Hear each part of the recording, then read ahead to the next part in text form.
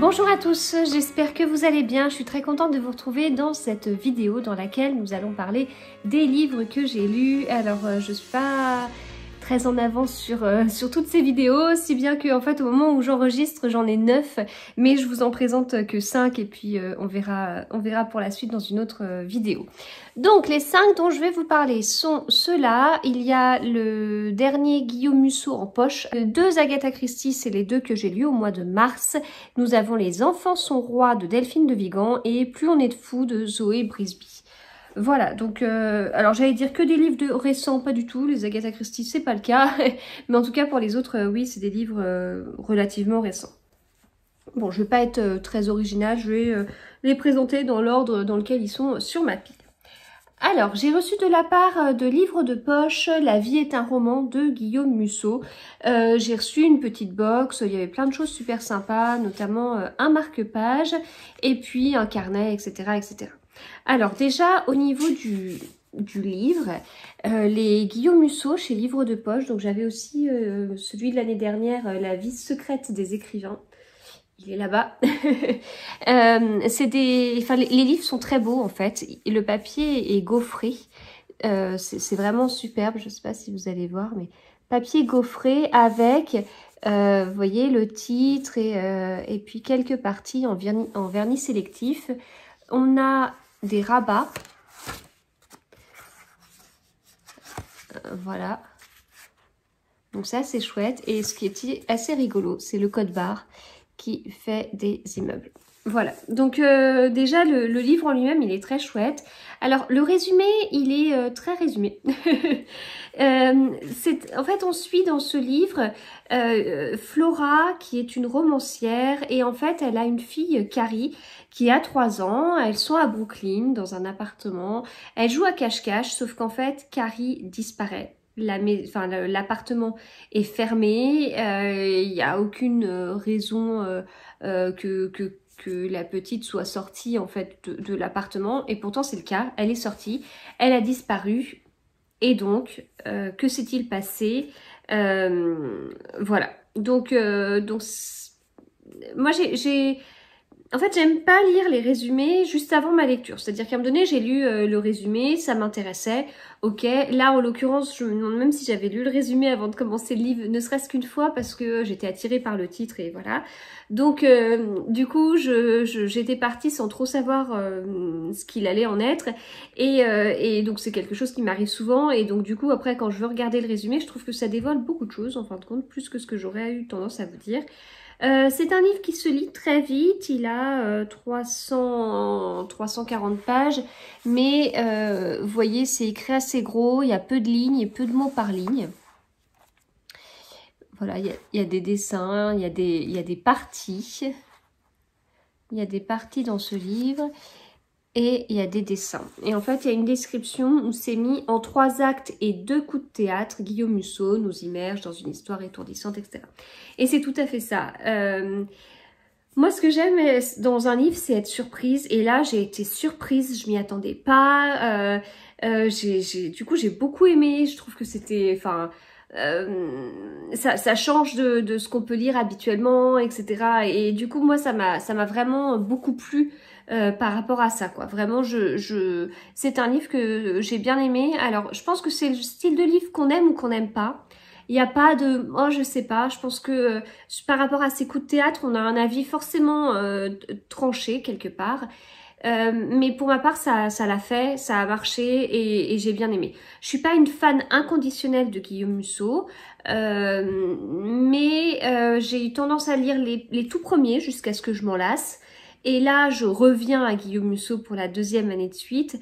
Et je trouve que ça a changé. Alors, je trouve qu'il a changé son style, qu'il est plus sur le schéma qu'il avait avant. Alors après, forcément, vu le succès qu'il a, il arrive certainement à trouver comment dire... il doit connaître les petites astuces ou les choses que les gens aiment. Donc là... Par exemple, La vie secrète des écrivains, La vie est un roman, c'est des choses qui doivent intéresser les gens. Enfin, moi, j'ai tendance à bien aimer quand un livre parle d'un écrivain. Bon, bah, si Guillaume Musso a utilisé ce style de thème dans plusieurs de ses livres, c'est qu'effectivement, ça doit marcher. Voilà, et ben c'est pas grave, tant mieux, moi je suis contente, voilà. Je l'ai beaucoup plus aimé que l'année dernière. L'année dernière, enfin je l'avais bien aimé, mais c'était pas un coup de cœur. Là, alors, là c'est pas un coup de cœur non plus, mais je l'ai plus aimé que l'année dernière. Donc voilà pour celui-ci. Ensuite, côté Agatha Christie, alors pour le challenge Red Christie 2021, sur le mois de mars, j'avais choisi de lire Drame en 3 actes. Sur le mois de mars, le thème était de lire un livre avec une personnalité, en fait, avec quelqu'un de connu dans le livre. Alors non pas quelqu'un de connu, non pas une personne connue, mais un personnage fictif connu. Et ici, dans Drame en 3 actes, il y a Sir Charles qui est présent, qui est une personnalité, qui est un comédien sur la scène et dans la vie parce qu'en fait il aime jouer un rôle. Donc par exemple, si on me donnait, je me rappelle plus exactement de l'histoire, mais il y a une histoire de bateau du style il s'achète un bateau, bon bah il va rentrer dans la peau d'un marin de longue date, il va s'habiller comme tel, il va prendre il va se prendre pour un certain personnage, voilà. Alors qu'en fait, il n'est pas en train de jouer une scène de théâtre ni quoi que ce soit. C'est dans la vraie vie où ça se passe comme ça. Donc, un petit peu particulier. Alors, que vous dire sur ce livre? Drame en 3 actes, ça se passe en 3 actes. Bon, je l'avais lu il n'y a pas si longtemps que ça, si bien qu'au bout d'un moment, je me suis un petit peu rappelé de comment ça se passait. C'est un Hercule Poirot. Hercule Poirot, il est là au début, mais il n'intervient pas tout de suite. En fait, ce qui se passe, c'est qu'on assiste à un meurtre, mais tout le monde n'est pas convaincu que ce soit un meurtre. Donc, Poirot est là, puis bah les choses passent, on laisse passer le truc, voilà. Puis ensuite, il y en a un second. Alors là, par contre, il n'y a plus de doute parce qu'il y a quand même de grandes chances pour... Enfin, les deux meurtres sont tellement semblables, il y a tellement de personnes communes, enfin oui, il y a des personnes en commun sur les deux moments où les meurtres se sont passés. Donc bon, voilà. Et puis là, pour le coup, Hercule Poirot, il entre davantage en scène. Mais il n'est pas hyper présent. C'est pas lui qui est sur le devant de la scène. Parce qu'on a Sir Charles qui a toute son... Voilà, son comment dire... bah, il est hyper présent par sa personnalité et il décide un peu de mener l'enquête et de se mettre dans la peau justement d'un enquêteur. Et pour ça, donc, il est assisté d'une des invitées et de Monsieur Satterthwaite. Monsieur Satterthwaite, je l'avais rencontré dans Le Mystérieux Mr. Queen, que je relisais pour la 50e fois, vous savez, mais bon, en tout cas, c'est la première fois qu'il apparaît, c'est dans Le Mystérieux Mr. Queen. Si vous n'avez pas lu Le Mystérieux Mr. Queen, avant de lire ça, il n'y a pas de souci, c'est pas grave, dans les Agatha Christie, il n'y a pas forcément d'ordre. Mais il y a quand même une petite référence. Alors, si on l'a pas lu, il n'y a pas de souci, on peut passer à côté de la référence, ou voilà. Mais si on l'a lu juste avant, c'est agréable, c'est rigolo, voilà. Donc j'ai bien apprécié du coup cette petite référence. Et puis voilà, Monsieur Satterthwaite, c'est Monsieur Satterthwaite, donc assez agréable. Et j'ai bien aimé la rencontre Poirot et ce personnage-là. Voilà, donc c'est pas mon préféré, mais j'ai passé un bon moment avec ce livre-là. J'ai également lu Le couteau sur la nuque. Alors, j'ai également lu en mars. En fait, depuis le début de l'année, j'ai tendance à lire plutôt 2 Agatha Christie par mois, au moins, puisqu'en février, j'en ai lu même 3. Alors, dans Le couteau sur la nuque, certains l'avaient choisi dans le challenge Red Christie 2021, parce qu'on a aussi une personnalité. On a Lady Edgware, qui est actrice. Et alors là, dans ce livre, bon, c'est particulier, enfin en même temps c'est encore une fois particulier, puisque en fait elle supporte plus son mari, elle veut divorcer, mais son mari ne veut pas divorcer. Donc elle se dit qu'elle va réussir à trouver une astuce pour pouvoir divorcer, et elle va trouver Poirot pour qu'il lui trouve une solution. Et du coup, en disant que bah, si son mari était mort, ce serait peut-être plus simple, quoi. En tout cas, qu'il trouve une solution pour se débarrasser de son mari. Voilà. Sauf qu'au final, eh bien, son mari, il meurt assassiné. voilà, donc qui est le coupable, etc. etc. Voilà. Donc je l'avais lu aussi il n'y a pas très longtemps, c'est exactement la même chose que le précédent. En même temps, je trouve qu'ils ont beaucoup de points communs.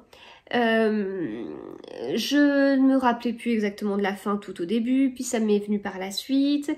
En même temps, même quand j'étais convaincue de la fin, j'ai réussi à douter à un moment donné parce que à un moment donné c'était bizarre, ça se goupillait mal pour que ça se finisse comme je pensais. Voilà, donc c'est un livre qui se lit bien. Hercule Poirot, il est présent assez vite. Du coup, puisque Lady Edgware le fait intervenir tôt, le narrateur c'est Hastings, et puis il y a aussi la présence de l'inspecteur Japp, et donc Hastings et l'inspecteur Japp parfois se mettent un peu tous les deux en se disant non mais Poirot il bouge pas, il se fait vieux, pendant que Japp il court partout à trouver une solution, Poirot il est tout seul dans son coin, il trouve rien, non mais ça c'est l'âge, et blablabla, voilà, comme ça. Donc ils se montent un peu la tête tous les deux, sauf qu'au final, bah, heureusement que Poirot il est là parce que c'est pas sur Japp et sur le capitaine Hastings qu'on peut compter pour résoudre une enquête, on est d'accord. Donc voilà pour celui-ci. Style totalement différent avec Les enfants sont rois de Delphine de Vigan. Je suis embêtée sur ce livre en fait, je suis embêtée parce qu'il y avait mon avis, il y a ce que j'en ai pensé quand je l'ai lu, et puis j'ai appris quelque chose longtemps après ma lecture qui me fait changer un petit peu mon avis. Ce livre j'ai voulu le lire parce que je l'ai beaucoup vu, le sujet m'intéressait, on est sur un livre qui a pour sujet les réseaux sociaux et la présence d'enfants sur les réseaux sociaux. On suit deux personnages, Mélanie et Clara. Je me suis vraiment sentie impliquée dans ce livre parce que, parce que les personnages ont à peu près mon âge. Et donc il y a une histoire de l'impact des réseaux sociaux sur ces personnages-là. Donc ça veut dire j'avais à peu près le même âge qu'elle quand il y a eu Love Story, qui pour l'un des deux personnages a été comme une révélation, mais je vous en parlerai après. Donc je suis de la même génération en fait. Voilà, je suis totalement de la même génération. Je suis sur Instagram et sur YouTube. J'ai des enfants. Et il y a d'autres petites choses dans le livre qui m'ont un petit peu titillée, mais j'irai pas plus loin justement pour pas trop dévoiler. Mais bref. Donc voilà. Alors en fait, cette histoire de Love Story, ça a eu un impact très différent sur les deux personnages et toute l'arrivée des réseaux sociaux, voilà. C'est-à-dire que quand la plupart des gens, comme moi j'imagine, ça n'a pas eu forcément un impact, enfin il a fallu, enfin oui d'accord, il y a la télé-réalité, il y a les réseaux sociaux, mais derrière ça n'a pas été une révélation comme il n'y a pas eu non plus un rejet total, alors que là on est sur les deux extrêmes quelque part. On a Clara où là c'est plutôt un rejet parce que ses parents c'était pas son truc, elle avait des parents qui étaient plutôt à manifester leur mécontentement ou manifester tout court, qui l'emmenaient dans les manifestations d'ailleurs, voilà, donc Love Story hors de question, etc. Et on a Mélanie qui elle suivait ça avec ses parents à fond et pour elle ça a été une révélation où vraiment le fait de devenir connue du jour au lendemain sans avoir rien fait de particulier, c'est quelque chose qui la fascine et qui l'attire énormément. Et donc, elle a cherché. Une fois qu'elle a eu ça, ça lui a donné envie, puis elle a cherché comment elle pouvait faire. Au final, l'illumination lui vient alors qu'elle est maman d'un enfant, elle en a la deuxième n'est pas née, et voilà, elle se met sur YouTube, sur Instagram, et puis en fait, les comptes qu'elle tient sont pour ses enfants. Enfin, c'est pas pour ses enfants, c'est sur ses enfants. Donc voilà, elle devient connue parce qu'elle est la maman d'enfants qu'elle met en scène. C'est des enfants qui ont des partenariats avec une marque de basket et donc il faut à tout prix montrer 3 fois dans la journée la marque de basket. Enfin c'est pas ça mais bon, vous voyez un peu le truc. Il y a des journées où les enfants ils peuvent faire ce qu'ils veulent, les parents disent jamais non et donc elle filme la journée comme ça, enfin voilà. Et donc les enfants ils vont à l'école et quand ils rentrent de l'école après paf faut changer de vêtements, faut faire truc machin pour pouvoir enregistrer la vidéo du jour et etc. Alors je pensais que plusieurs thèmes allaient être abordés mais en fait pas du tout. On est vraiment sur un sous-ensemble de sous-ensemble de sous-ensemble autour de tout ça. Je pensais qu'il y aurait eu une sorte de dépendance des réseaux sociaux. Alors oui, il y a une dépendance des réseaux sociaux. La personne là, donc Mélanie, elle a la chaîne YouTube qu'elle a avec ses enfants, elle est suivie par 5 millions de personnes. Donc c'est un truc assez énorme.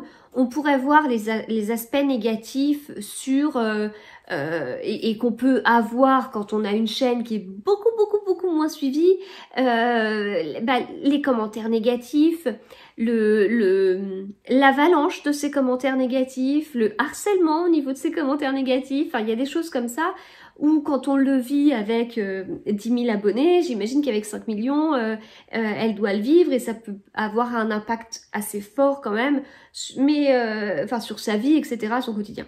En fait, ça, non, pas du tout. C'est que du positif pour elle. Elle a que des commentaires qui vont bien, etc. Il n'y a jamais de négatif. Donc, du coup, ce thème-là n'est pas du tout abordé. Parce que ça aurait pu être le cas. Enfin, je veux dire, à partir du moment où quelqu'un a des millions d'abonnés, s'il y a quelque chose qu'elle dit et qui ne plaît pas, et que ce truc qui ne plaît pas est commenté des milliers de fois en disant t'es nul. Enfin, moi, de mon côté, on m'a déjà dit t'es méchante, quoi. Ouais. Et ouais, et on m'a déjà aussi insulté parce que j'avais fait certains partenariats. Donc je veux dire, quand il y a quelqu'un qui, enfin, on voit ce que c'est, les effets de groupe, etc. Même quand les personnes elles sont retraitées, enfin, je veux dire, même des grands-mères ont été me chercher. Donc voilà, enfin, il y a quand même là, ça doit être certainement démultiplié et le sujet peut être intéressant, je trouve. Parce que à force d'être trop dépendant, ça peut devenir fou comme truc. Mais pas du tout, c'est pas ça. Il y a l'histoire, donc en fait, au final, il y a l'un de ses enfants qui est kidnappé. Je pensais qu'on allait aller sur un sujet... Enfin, ouais, mais je peux pas vous dire ça parce que je spoilerais trop. Bon, ouais, non, je peux pas trop vous dire. Bon, mais je trouve que on a été sur un sous-ensemble de sous-ensemble qui est néanmoins intéressant. On va vraiment aborder l'impact, enfin la folie de la mère sur les réseaux sociaux et l'impact sur les enfants. C'est un sujet intéressant parce que voilà, c'est quelque part faire travailler un enfant. Voilà. En fait, Mélanie et Clara se rencontrent justement dans le cadre de cette disparition. Moi, au début, avec ce que j'entendais, je pensais que c'était lié à le fait que, justement, légalement, faire travailler un enfant, c'était pas possible. Mais c'est pas ça, le sujet. Bien, je vous dis tout ce que le livre n'est pas. Donc, bon. Voilà, il y a plusieurs sujets qui sont abordés. Donc moi, j'ai bien aimé, ça se lit très bien. C'est la première fois que je lisais un Delphine de Vigan. C'est très accessible. Le sujet se lit bien. Il y a du suspense, on a envie de savoir. Voilà, donc pour moi, c'est quelque chose de vraiment positif. C'est un livre qui est utile, etc. Alors oui, d'ailleurs, dans les autres sujets que ce n'est pas, si vous êtes parent et que vos enfants sont attirés par les réseaux sociaux mais qu'ils sont trop jeunes, ce n'est pas non plus le sujet qui est abordé. Voilà, c'est pas ça. Là, c'est vraiment les parents qui exposent leurs enfants mais qui surexposent leurs enfants. J'ai bien aimé, mais il m'a manqué les autres sujets. Enfin, d'un côté, je l'ai lu en ayant un peu peur parce que voilà, je me sens forcément concernée. Enfin, je vous dis, il y a quand même l'histoire, enfin, c'est la même génération. Il y a des petites choses dans le livre qui m'ont fait...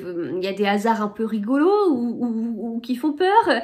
Je vous dis, je suis maman, mes enfants sur les réseaux sociaux, bah oui, ils y sont un petit peu, alors je les surexpose pas, mais en même temps, je les expose peut-être trop. Est-ce qu'ils seront d'accord plus tard? Est-ce que ça les embête? Est-ce que je les oblige? Enfin voilà, ça fait poser des questions, même sans être du tout au même niveau, mais c'est quand même très important de se poser ces questions-là. Mais il m'a manqué d'autres choses autour des réseaux sociaux en fait, et quelque part, alors il y avait, il n'y a pas eu de jugement en fait. Il n'y a pas un moment donné où je peux vous dire ah non mais Delphine de Vigan elle a balancé que les gens qui étaient sur les réseaux sociaux c'était des gros nazes. Non, c'est pas du tout ça. Mais en fait elle introduit des pistes de réflexion. Voilà, ça tombe. Alors des fois, c'est des pistes de réflexion qui sont amenées par un policier en interrogatoire, donc c'est assez curieux que ce soit amené comme ça. Enfin, je veux dire, on se doute que la question serait pas posée dans un interrogatoire. Mais en fait, ça va dans l'histoire et cette question qui paraît toute bête se fait, enfin, on se pose 2 secondes et on se dit, ah ouais, d'accord, donc en fait, elle faisait travailler, hein. Ah ouais, quand sa fille, elle était pas contente, hein. Enfin, voilà, du coup, on se pose des questions, mais sans que l'autrice ait mis un jugement. Et c'est pire parce que elle aurait mis un jugement s'il avait été très négatif.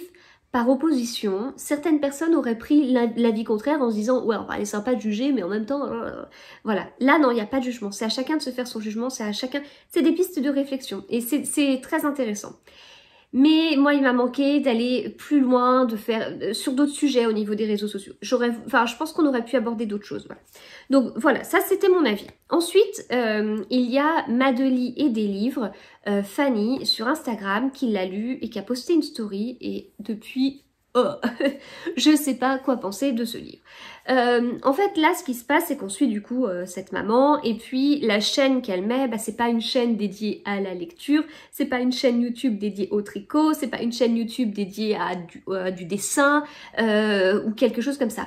C'est une chaîne où on regarde, enfin de divertissement, très télé-réalité pour le coup, où elle va filmer énormément ses enfants dans la vie quotidienne, où elle va leur faire des jeux, où elle va leur faire des unboxings quand elle reçoit plein de trucs, ou voilà, plein de partenariats, et donc du coup des vidéos sponsorisées dans ce cadre-là, etc. Il n'y a pas un contenu, comment dire, enfin... Bon, moi je suis pas du tout ces chaînes-là. Moi c'est vrai qu'au niveau de YouTube, enfin je regarde pas la télé, je regarde des chaînes YouTube et les vidéos que je regarde, je vais regarder principalement de la lecture en ce moment et éventuellement un peu de tricot, mais ça s'arrête là en fait. Et là ça paraît un peu vide quelque part, mais voilà, c'est du divertissement, ça peut aller avec de la télé-réalité, ça peut aller avec ce que les enfants aiment bien, ça peut être un peu jeu télévisé entre guillemets, enfin bon bref, voilà. Donc voilà, moi c'est vrai qu'en regardant ça, je trouve ça assez fou, enfin ça me paraît fou, et je vais pas dire que c'était pas crédible, je me doute que ça doit exister, mais je pensais pas à ce point-là. Et en fait il s'avère que c'est quasiment calqué sur une chaîne qui existe vraiment, sur une femme qui existe vraiment, dans le même style en fait, enfin voilà, apparemment c'est énormément calqué sur une vie existante, une chaîne existante, et donc les questions qui se posent, c'est mettre en scène une chaîne qui existe comme ça, enfin... donc mettre en scène une chaîne comme ça alors que on expose des enfants, donc là c'est dénoncé, il y a des choses derrière et les réflexions sont très intéressantes, mais derrière on est sur du kidnapping d'enfants, et en même temps les enfants sont inspirés de la vie réelle, donc ça peut gêner. Voilà, donc du coup je sais pas quoi en penser. Voilà, j'avoue que quand je l'ai su, je suis tombée assez, enfin j'étais assez surprise que ce soit calqué à ce point-là, enfin que ce soit inspiré de plusieurs chaînes et que c'était un petit pot pourri de plusieurs chaînes, ok, mais que ce soit à ce point-là calqué, c'est curieux. Voilà, donc si vous l'avez lu, n'hésitez pas à me dire ce que vous en avez pensé parce que c'est particulier. Et je termine avec Plus on est de fous de Zoé Brisby. Alors, ce livre, eh bien ce livre, il m'a été envoyé par Zoé Brisby, enfin par les éditions Michel Lafon, demandé par Zoé Brisby, que je remercie énormément. C'est un livre qu'elle m'a dédicacé. Et en fait, j'ai gagné un concours sur Instagram qui consistait à... Enfin, le gain était d'avoir son prénom dans le livre, un personnage qui porte son prénom. Et donc là, il y a même un petit mot à la fin dans les remerciements, etc. où c'est écrit bravo à Magdalena et Bastien, car nous étions 2 gagnants qui ont remporté le concours pour voir apparaître leur prénom dans le livre. Et effectivement, il y a un personnage qui porte mon prénom. Donc c'est très rigolo. Je l'ai dévoré, je l'ai adoré. J'ai passé un très bon moment. Bon, donc l'histoire en fait, c'est que on est dans une clinique psychiatrique Beau Soleil où les personnages sont loufoques. Alors, bon, tout ce qui est comme ça, psychiatrique, etc. Bon, on sait que que il y a des maladies qui peuvent être assez graves, on sait que c'est pas forcément rigolo, etc. Mais là, c'est plutôt, allez, on est sur du second degré, on est sur une maison de fous, mais au sens drôle, où on en a un qui se prend pour maître Yoda, où il y en a un qui a vécu toutes les scènes de films inimaginables en n'admettant pas qu'il connaissait les films, donc ça c'est à mourir de rire. Le même d'ailleurs, il est complètement parano et il pense qu'il y a des complots partout et qu'on est tous surveillés, etc. Il y en a un qui a l'impression qu'il fait 50 métiers, donc si quelqu'un a le dos tourné, bah paf, il peut prendre un uniforme, quelque chose et remplacer la personne. Voilà, ils ont tous vraiment des trucs comme ça, donc c'est assez drôle. Et puis du coup, bah entre chacun, il y a des incompréhensions, des quiproquos, des discussions loufoques. Voilà, moi je me suis marrée. Vraiment, je me suis marrée, mais notamment l'autre, enfin c'est celui avec les scènes de films, mais c'était à mourir de rire. Et en cette période qui est compliquée, qui est stressante, qui est tout ce qu'on veut, et ben lire un livre comme ça, moi ça m'a fait du bien. Voilà, c'est vraiment ce dont j'avais besoin, en fin de compte, ça m'a fait du bien, je me suis marrée, c'était très chouette. Donc dans cette clinique, en fait, on a un nouveau patient, mais alors lui, il est là, puis il n'arrête pas de passer son temps à dire de toute façon, je suis là, mais c'est une erreur, je ne suis pas censée être là, etc. En parallèle, le directeur de cette clinique, pour qui c'est vraiment sa vocation en fait d'être là, enfin c'est son métier, voilà, il aurait pu, il a de très grandes compétences, il aurait pu faire mieux quelque part, mais il a fait ce qui lui plaisait et c'est tant mieux comme ça. Mais en fait, sauf que ce directeur, bah c'est une clinique, donc il y a une histoire d'argent derrière et donc bah, sa clinique elle n'est pas assez rentable. Donc en fait, bah, on a tendance, enfin les administrateurs ont essayé de le faire un peu partir et ont mis un autre directeur à la place qui était insupportable. Donc voilà, du coup entre un nouveau directeur, un nouveau patient, etc. Eh bien on a l'histoire qui se suit, voilà. De Zoé Brisby, j'avais lu L'habit ne fait pas le moineau. J'ai préféré celui-ci parce que on a